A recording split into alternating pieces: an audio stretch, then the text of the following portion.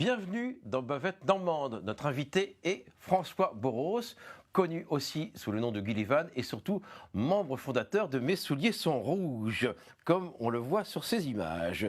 Mes souliers sont rouges, c'est un groupe qui a ouvert beaucoup de portes à toute la scène régionale normande. 13 musiciens ont fait partie de la formation. Il y a eu beaucoup de changements, on expliquera tout cela tout à l'heure. Plus de 30 ans d'existence, des centaines de milliers d'albums vendus. Il y a 8 au total qui ont été fabriqués. Vous avez joué à l'Olympia, vous avez joué dans les Zéniths, vous avez joué sur plus de 1500 concerts en Europe, aux États-Unis et en Australie. On va voir tout de suite un extrait du Zénith de Caen en 2011, avec un extrait du premier album, Tape ta galoche. Mais auparavant, je crois savoir que c'est votre maman qui a trouvé le nom du groupe, c'est vrai ? Tu es bien renseigné. Oui, c'est ma mère. En fait, ça faisait trois concerts qu'on faisait ensemble. Et puis, la chanson Les souliers rouges, en fait, mettait le feu. Et puis, en rentrant chez moi un week-end, je raconte ça à mes parents. Et puis, je dis, ouais, on hésite à s'appeler Les souliers rouges. Puis, elle me dit, ouais, ça fait un peu les chaussettes noires. Ce serait peut-être bien de prendre la phrase entière, Mes souliers sont rouges. Elle avait raison. On va tout de suite vous écouter, parce qu'il y a peut-être des gens qui vous connaissent, il y a peut-être des gens aussi qui ne vous connaissent pas. Alors pour toutes ces personnes-là, on va aller au Zénith de Caen. En 2011, c'était plein à craquer, et vous y chantiez une chanson de l'album Tape ta galoche qui s'appelle Le bout du banc. Mes souliers sont rouges. Derrière chez nous, y a un étang, sur le bout du banc, mamie m'attend. Derrière chez nous, y a un étang, sur le bout du banc, mamie m'attend. Au canard, si l'on fait non, sur le bout du banc, mamie m'appelle. Sur le bout du banc, mamie m'attend. Sur le bout du banc, mamie m'appelle. Sur le bout du banc, mamie m'attend. Au canard, si l'on fait bien, sur le bout du banc, mamie m'attend. Au canard, si l'on fait bien, sur le bout du banc, mamie m'attend. Un noir, y en a un vent, sur le bout du banc, mamie m'appelle. Sur le bout du banc, mamie m'attend. Sur le bout du banc. Au canard, si l'on fait bien, sur le bout du banc, mamie m'attend. Au canard, si l'on fait bien, sur le bout du banc, mamie m'attend. Un noir, y en a un vent, sur le bout du banc, mamie m'appelle. Sur le bout du banc, mamie m'attend. Sur le bout du banc, mamie m'appelle. Sur le bout du banc, mamie m'attend. Un noir, y en a un blanc, sur le bout du banc, mamie m'attend. Et chaque concert de Mes souliers sont rouges, c'est comme ça, le public est enflammé. Comment vous définissez votre musique ? On dit musique québécoise, est-ce que c'est suffisant ? Moi, je dirais que c'est du folk alternatif, en fait. Voilà, on est issu des années 90, oui. Avec un mouvement un peu alternatif, et on n'a jamais fait les choses en fait comme les autres. On fait de la musique de tradition orale, influencée, c'est vrai, par la musique québécoise, la musique irlandaise, cajun. On est allé jusqu'à la chanson, et même jusqu'à la chanson pop. Absolument. Dans l'histoire du groupe. Et aujourd'hui, on est revenu en fait à ce cadre-là, un petit peu de chansons de tradition orale, mais avec des compositions actuelles. Et on parle des thèmes d'aujourd'hui. Alors, important, c'est qu'on voit qu'il y a un dispositif un peu différent d'habitude. D'habitude, on est à peu près à la même hauteur, mais là, vous êtes un peu plus haut, car vous utilisez vos pieds pour ce qu'on appelle la podorythmie. Vous allez nous montrer un peu ce que ça peut faire. La podorythmie, c'est le rythme avec les pieds. Et c'est pour ça que vous êtes un petit peu surélevé, parce qu'il faut être à la bonne hauteur. Ça vient du Québec. C'est une percussion, en effet, avec les pieds. Et si on chante en même temps, ça fait quoi ? Sur le bout du banc, mamie m'appelle. Sur le bout du banc, mamie m'attend. Sur le bout du banc, mamie m'appelle. Sur le bout du banc, mamie m'attend. Et si on chantait un petit peu Mes souliers sont rouges ? Ah, aussi ? Bah oui, parce que ça marche aussi. Mes souliers sont rouges, ma mignonne, mes souliers sont rouges. Ma mignonne, mes amours, mes souliers sont rouges. Ma mignonne, mes souliers sont rouges. Ma mignonne, mes amours. Vous comprenez que ce groupe, voilà, on est forcément en train de bouger. Ça me rappelle dans le groupe de rock Status Quo, dès qu'on entend Status Quo, on tape du pied. Bah, dès qu'on entend Mes souliers sont rouges, on a envie de danser. Alors, vous avez débuté en novembre 91 dans le bar L'Équipe. C'était en dessous de la fac de Caen. On a des images mais qui sont dans un bar, mais ce n'est pas des images exactes de cet endroit, c'est des images d'Alençon, vous les verrez tout de suite, avec Manu et Jimmy. Et vous disiez, ce qui est important pour nous, c'est le partage. Oui, tout à fait. C'était, on s'est connus en fait dans le milieu de l'animation. Oui. On était animateurs et pour certains, comme Manu et Jimmy, formateurs d'animateurs. Donc on chantait déjà a cappella, on savait chanter à plusieurs voix et on s'est mis à faire cette musique-là, ça nous a tapé à l'oreille et c'était une musique en effet de partage. une musique de partage entre toutes générations. Et on a commencé en effet quand nous étions étudiants. L'important, c'est le chant. On sent bien, vous êtes toujours juste quand vous chantez. Ça, c'est un gros travail. Il faut que ce soit juste. Sinon, ça ne marche pas. Juste, en tout cas, de l'entrain, même s'il y a parfois des thèmes un petit peu plus douloureux, mais voilà, des chansons à répondre souvent, quelques complaintes, voilà, du partage. Alors, 2 nouveaux membres vont arriver après ceux que j'ai cités. C'est Michel et Denis, qui est votre cousin. Vous allez faire le Printemps de Bourges, je résume. Hein. Un disque en live à Nashville, les bars, on l'a dit, les grandes salles, la salle Georges Brassens, aussi à Caen, grâce à Serge Langlois. Et vous étiez même en tête des ventes à Noël avec ce premier album, Tape la galoche. Alors, je ne sais pas si c'est ce premier album, c'est peut-être plutôt le troisième. Le troisième. Mais on verra ça tout à l'heure. Mais c'est vrai que c'est arrivé, en fait, qu'on soit en tête des ventes dans certains endroits en Normandie. Et Mais devant qui, par exemple? Devant Michael Jackson, devant Madonna, devant Johnny Hallyday et Céline Dion, donc c'était incroyable. Ouais. Donc les VRP des grandes maisons de disques s'affolaient parce que ne comprenaient pas qui était ce groupe qui n'était pas passé par la case Paris. Et puis par leur case aussi, en fait. Donc ça a affolé un petit peu les compteurs. Donc 2e album, 3e album, les zéniths commencent à arriver. J'ai noté zénith 96, 97, 99. Ça marche très très fort. Et puis va arriver à un moment donné quand même l'Olympia en 2001. Je vois on va très vite, hein. Mais l'Olympia en 2001, c'est juste après le 11 septembre. Et là, on va voir des images. Je crois que vous n'avez jamais vu ces images de l'Olympia. Ah, je n'en ai pas. Regardez, vous voyez. J'ai jamais vu ça. Je vous laisse commenter. Maquillage. Ça vous fait quelque chose de revoir ces images? Ouais. Le stress. Ouais. Un petit peu le stress quand même.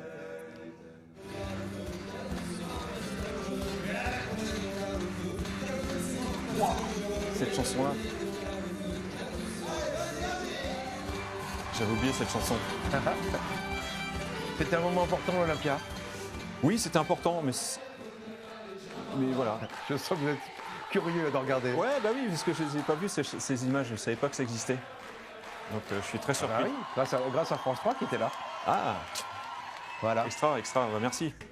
Regardez l'émotion. Regardez l'émotion. C'est une salle mythique. Ben, bien sûr. C'est une salle mythique, ça reste un chouette souvenir. Que cette salle. Et dans la même semaine, en fait, on a fait un concert qui, moi, m'a plus marqué. Je peux le dire, c'est le festival Tis et Métis à Nantes. Et on a joué dans la salle, dans la grande salle. Oui. Et c'était hallucinant. Enfin, la fête le dimanche soir, moi, ça m'a plus marqué en fait que l'Olympia. Là, la renommée nationale arrive. Vous étiez en association, vous deveniez une société. Ça change beaucoup. Parce qu'à un moment donné, vous avez 30 ans, vous êtes papa d'une petite fille. Et là, vous vous dites, ça change un peu dans votre tête. Et à un moment donné, ça va changer dans votre tête. Il y a quelque chose qui va changer.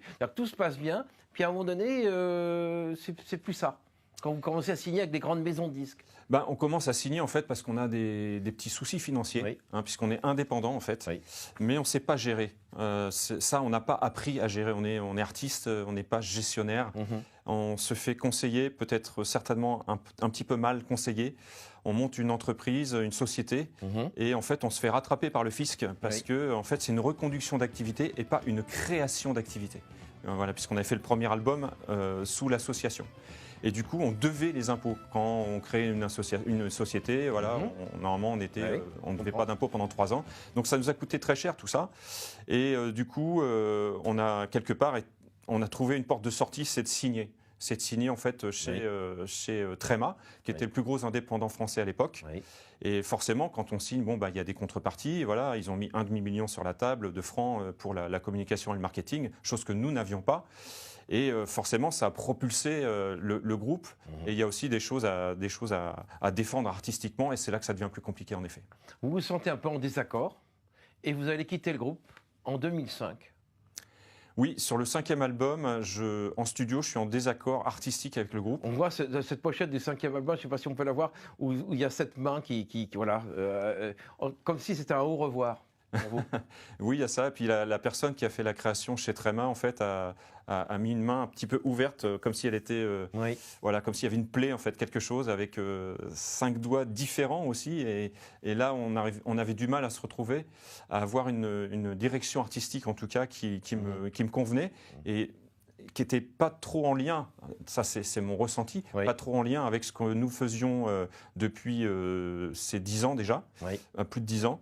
Donc voilà, j'ai décidé, à l'issue de cet album, de quitter le groupe. Vous quittez le groupe et de 2005 à 2011, vous allez devenir Gullivan. C'est pour ça que je parlais de Gullivan. Vous prenez le nom de Gullivan.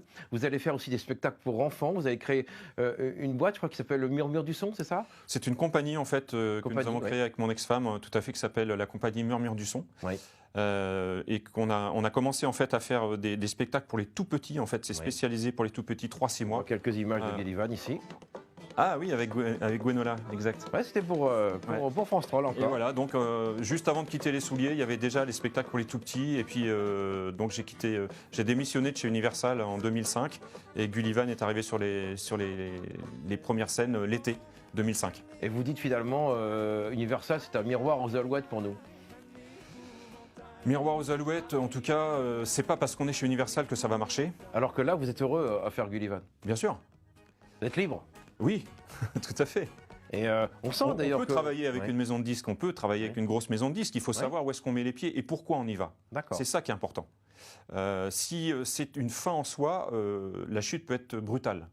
Moi, j'ai fait le choix de quitter Universal. C'est pas commun. Je sais bien que c'est pas commun, mais je sais pourquoi je l'ai fait aussi. Et j'aurais très bien pu continuer à travailler chez Universal, mais artistiquement avec le groupe, j'étais en désaccord. En 2011, Patrice Mèche, qui dirige l'espace Tandem à Caen, vous propose de vous reformer pour faire un concert. Et là, vous vous dites, ah ben, après tout, après 6 ans où le groupe n'a rien fait finalement entre les deux, est-ce qu'il a fait quelque chose quand vous n'étiez pas là?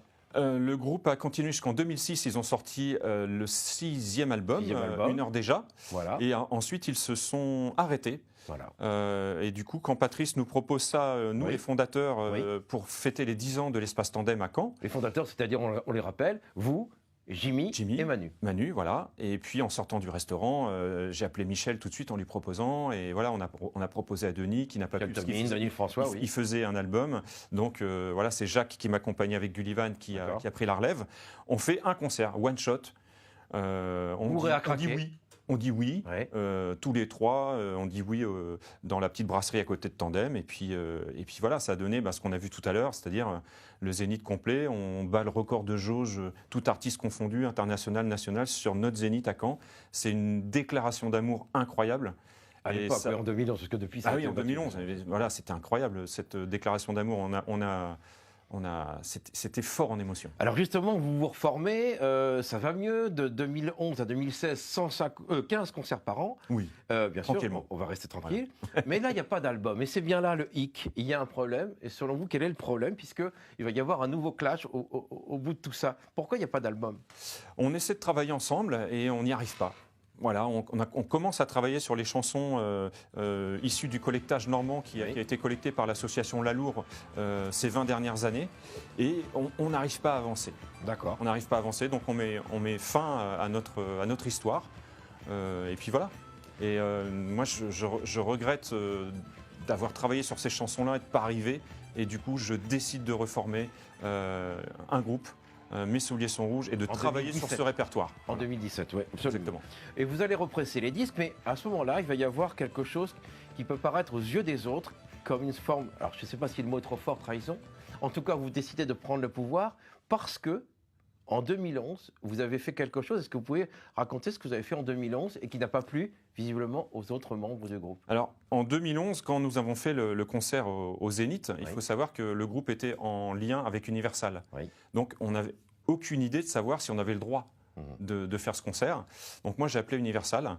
Voilà, j'ai dit, voilà, je suis un des fondateurs et je vous demande, est-ce que c'est possible de jouer, sachant qu'il n'y aura aucun des musiciens avec qui vous avez signé, puisque moi-même, j'ai démissionné. Donc, je leur ai demandé leur accord. Est-ce qu'il y avait un problème? Ils m'ont dit, non, vous pouvez faire ce que vous voulez. Voilà. Donc à partir de ce moment-là, j'ai déposé le nom du groupe Mes souliers sont rouges à l'INPI parce qu'il n'était pas protégé. Donc en tant que fondateur, un des fondateurs en tout cas, je l'ai déposé à l'INPI. J'avais acheté les droits des albums, des 4 premiers albums, et je me suis dit, on va refaire quelque chose. Mais ça c'est pas passé au niveau des C'est autres. pas passé correctement auprès de tout le monde puisque c'était une démocratie, le groupe. quand j'ai quitté le groupe, j'ai respecté la démocratie. Et à ce moment-là, en fait, on ne savait plus où aller, Oui. quoi faire. Oui. Et moi, je me retrouve avec 4 albums dont j'essaie de protéger les droits, j'essaie de protéger le groupe, et maintenant, il y a un capitaine au navire. Oui, mais vous comprenez que ça peut être pris mal. C'est humain. Oui. Tout à fait, je comprends. Mais vous ne regrettez pas. Non, Pourquoi vous ne regrettez pas? parce que ça fonctionne aujourd'hui. Oui. Ça fonctionne aujourd'hui et que mon souhait le plus cher, Oui. maintenant que nous avons fait 2 albums avec l'équipe actuelle, c'est de fonder la compagnie du Soulier Rouge. Alors ça, on va y revenir. Ça, oui, c'est important. C'est important, mais je voulais conclure par ça. Mais c'est pas grave. Vous l'avez déjà dit, vous avez raison, parce que je vois que vous êtes optimiste. Donc de 2017 à 2022, d'autres musiciens arrivent. Vous convoquez à nouveau Denis Lefrançois, qui est votre cousin. Et il y a 3 musiciens qui arrivent et vous allez sortir ce nouvel album que j'ai là juste devant moi, récemment, donc qui s'appelle Fausse Mêlée, qui est un double vinyle, là, Tout à qui a fait. coûté très cher, mais on n'a jamais vu pour un financement participatif quelque chose d'aussi important. On peut dire la somme, Bien sûr. 56 000 et quelques. Oui, 56 ou 54 000, c'est marqué sur le site. C'est dingue. On a des frissons, moi. Je veux dire, On a un public Oui. et c'est chouette, il nous soutient. En fait, Oui. c'est ça qu'on a vu déjà sur le Zénith de 2011 et maintenant sur le financement, c'est vrai, de cet album, le financement participatif qui a coûté bien plus cher. Hein. Il a coûté plus de 90 000 euros. Récupérer 54 000 euros comme ça sur une levée de fonds, c'est énorme. Moi, ça me touche. Voilà, en tant qu'artiste, de voir que on peut être soutenu dans notre démarche et qu'on a un public avec nous, je trouve ça même naturel. C'est dans l'ordre des choses. Et du coup, je me trouve à ma place. Je me trouve à ma place et je suis content que le public me la donne. Voilà, cette possibilité d'être toujours à cette place-là. Et dans ce disque, je le trouve, je ne sais pas si j'ai raison ou tort, mais un peu plus engagé que les autres, au niveau des textes, par exemple. On a fait appel à des autrices et des auteurs et nous-mêmes avons écrit tous les 5 la chanson, c'est vrai, Faut se mêler. Voilà. Et la chanson Faut se mêler, oui, on peut dire qu'elle est un peu plus engagée. En tout cas, on parle de thèmes actuels. Donc c'est aussi par là même que nous nous engageons. C'est de parler de notre société. On parle, dans cet album, on parle du clitoris, on parle de l'homosexualité, de la bisexualité. Absolument. Voilà, on parle de la société, on parle de la malbouffe, on parle de l'industrie. Qui massacre les artisans. C'était pas forcément le cas sur les autres. C'est ça que je veux dire. Non, mais c'était pas forcément le cas, mais la manière dont on a fait la musique toujours, on l'a pas fait comme les autres. Et là déjà, il y a eu un décalage. D'accord. Notamment le 3e album, il s'appelle En dehors des clous. Oui, bien sûr. Voilà, déjà, Vous avez raison. il y a quelque chose. Alors, on va écouter un extrait, si vous le voulez bien. Vous avez réalisé un clip par Jonathan Perru. Oui. Très beau clip, c'est un très bon réalisateur de clips super. et qui est Bravo. canet. Bravo, Donc, Jonathan. Voilà, et il a fait Maraîcher, mon ami. Vous êtes dans cette chanson-là accompagné d'Amélie les crayons. Tout à fait. Et donc c'est important, c'est tourné à Granville. Allez voir sur les réseaux sociaux, le clip en entier est vraiment parfait. On n'en prend qu'un tout petit bout. Maraîcher, mon ami. Mes souliers sont rouges.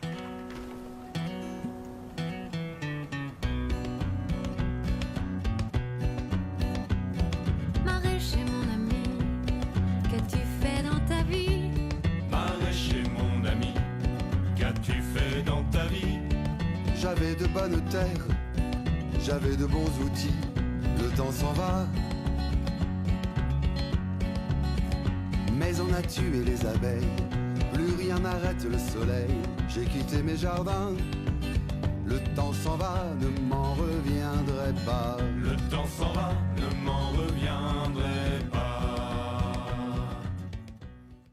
Aujourd'hui, comme souvent d'ailleurs, mais encore plus aujourd'hui, l'image est importante. Alors vous avez cette chance avec vos souliers, vos fameux souliers rouges, d'avoir une identité, un visuel, comme on dit aujourd'hui. Ça, c'est important. Oui, c'est vrai que le visuel est important. Au début, d'ailleurs, Franck Barret nous avait fait des caricatures. Ça a marqué les gens, en fait. C'était aussi la mode dans les années 90. Au début des années 90, on avait une caricature et ça faisait bien rire les gens. Et on avait aussi un chien sur scène. Il y avait Chiche-Pouille. Donc, il y avait beaucoup de choses au niveau visuel qui se passaient à la fois au niveau affiche et au niveau de la scène. il nous a quitté quand, alors, le fameux chien? Je ne sais plus trop, mais vers la fin des années 90. Ouais. Ouais, ça a dû être un choc, ça aussi. Bah oui, bien Ouais, sûr. parce que c'était quelque chose de... Elle était très intelligente et C'était non seulement et quelque affectueuse, chose dans le groupe qui était important, mais c'était un être à part entière. Et un chien, c'est toujours... elle faisait partie du groupe et les hôtels, enfin les organisateurs devaient trouver un hôtel qui accueillait les animaux. Vous n'avez pas décidé de continuer avec un autre animal? Non. C'était lui, c'est tout. Non, c'est un chien que Jimmy a rencontré sur une Oui. aire d'autoroute qui a été abandonnée Oui. et qui est monté avec les enfants puisqu'il s'occupait d'une colo à ce moment-là et voilà. Et il l'a récupéré parce que le chien l'a suivi. Vous avez 53 ans aujourd'hui, François Boros, dit Gullivan. Il se trouve que vous avez eu le Covid dans la mauvaise période et que vous avez eu un Covid long. Juste une question sur votre santé, est-ce que vous allez bien? Aujourd'hui, je fais tout pour être en bonne santé. C'est-à-dire des exercices et pour récupérer la capacité? Voilà, pour récupérer la capacité respiratoire, je suis entraîné à la piscine par Bruno et je le remercie. Ça a été violent, hein? Oui. Est-ce que ça vous donnait de la rage encore plus? Non, je me suis recentré un petit peu sur moi et Oui. ma santé et ce que j'aime, en fait, parce qu'on se rend compte que la vie peut tenir qu'à un fil. C'est vrai. Et du coup, on replace les pièces sur l'échiquier de la vie. Alors justement, l'échiquier de la vie, ça va continuer avec un concert au Zénith le 7 avril, au Zénith de Caen, le 7 avril. Est-ce que vous allez inviter les anciens pour faire une espèce de fête où vous pourriez vous rassembler? Vous avez été 13 en tout, hein. On va pas citer tous les noms, il y a Yannick Duhamel, il y en a eu plein qui sont venus dans le groupe parce que la formation a évolué, c'est comme ça. Mais est-ce que vous avez envie d'inviter tout le monde? Tout le monde est déjà invité. Et tout le monde sera là? Pour l'instant, tout le monde n'est pas là. Mais il y en a 11 sur 13 qui seront là. Et c'est énorme. Oui, c'est énorme. C'est énorme. Et vous parliez justement d'avoir un rêve, la compagnie du Soulier Rouge, ça c'est quoi? En fait, cette musique-là, la musique que nous faisons depuis plus de 30 ans, c'est une musique de partage, je l'ai dit tout à l'heure Oui, tout à fait. en préambule de l'émission. Et en fait, nous sommes obligés, hélas, de refuser des demandes pour animer des anniversaires et des mariages, et je trouve ça très dommage. Je trouve ça très dommage parce qu'on a la capacité de le faire avec cette musique-là et elle est faite pour ça, je me répète. Donc j'imagine une compagnie où on est capable de tourner peut-être en duo, peut-être même avec d'autres musiciens, mais au moins qu'il y ait un des membres qui a fait partie du groupe et qui peut chanter une partie du répertoire. Voilà, pour satisfaire ces personnes-là qui sont restées fidèles et qui ont envie de partager ça avec leurs amis, leur famille. Vous avez la caméra devant vous, vous avez envie de vous adresser à ceux qui ne veulent pas encore venir, pour leur dire quoi? Tout le monde Je ici... vous parle de vos coéquipiers. J'ai bien compris la question et je dis tout le monde est bienvenu ici et ce serait un honneur et un plaisir partagé par tous que tout le monde soit là. Et on enterre ce qui a du passé pour partir ailleurs? On enterre le passé? C'est possible qu'on puisse enterrer le passé. On peut continuer en tout cas. On peut se servir de tout ce qu'on a fait pour construire autre chose. Je rappelle que cet album est disponible, vraiment formidable album. Franchement, je le trouve très réussi, aussi bien au niveau des thèmes que de la musique. Merci. C'est très varié, c'est très bien produit. Vous l'avez produit où, celui-là? Nous avons enregistré en Anjou Bleu à Segré, à côté de Segré, au Black Box Studio. Bravo, vraiment c'est un très bel objet, vraiment très bel objet. Le 7 avril, donc vous serez au Zénith de Caen et on va peut-être conclure, il nous reste 2 minutes tranquillement pour conclure avec de la podorythmie, un petit quelque chose, parce que c'est vraiment la marque de fabrique aussi de Mes souliers sont rouges, non seulement d'avoir les souliers rouges, mais en plus de faire le rythme avec les pieds, donc la podorythmie qui n'est pas une maladie, qui est tout simplement le fait de faire du rythme avec ses pieds. La podorythmie, en fait, c'est un mot qui a été inventé par Alain Lamontagne. Très bien. Il est considéré au Québec comme le maître de la podorythmie, justement. Et c'est lui qui m'a appris à taper des pieds. J'ai eu la chance de le rencontrer, de rencontrer un des maîtres. En tout cas, j'en ai 3, dont Alain Lamontagne. Et je peux vous l'apprendre rapidement. Allez-y, il reste 1 minute 30. Il faut imiter le galop du cheval. Allez, le galop du cheval, ça fait ti-galop. Et donc, à chaque syllabe correspond un impact du pied. Donc, on prend son pied fort, ti, voilà, sous le genou, comme ça. La pointe, ga. Et le temps fort, lo.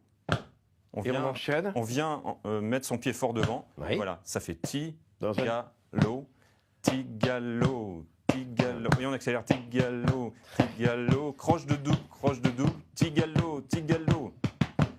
Et voilà, et on est parti. Et là, on peut Et ajouter on peut chanter. ouais, peut-être le dernier album, peut-être si vous avez quelque chose du dernier album. Quelque chose du dernier album, alors là, Non, non, pas. je suis pris de court.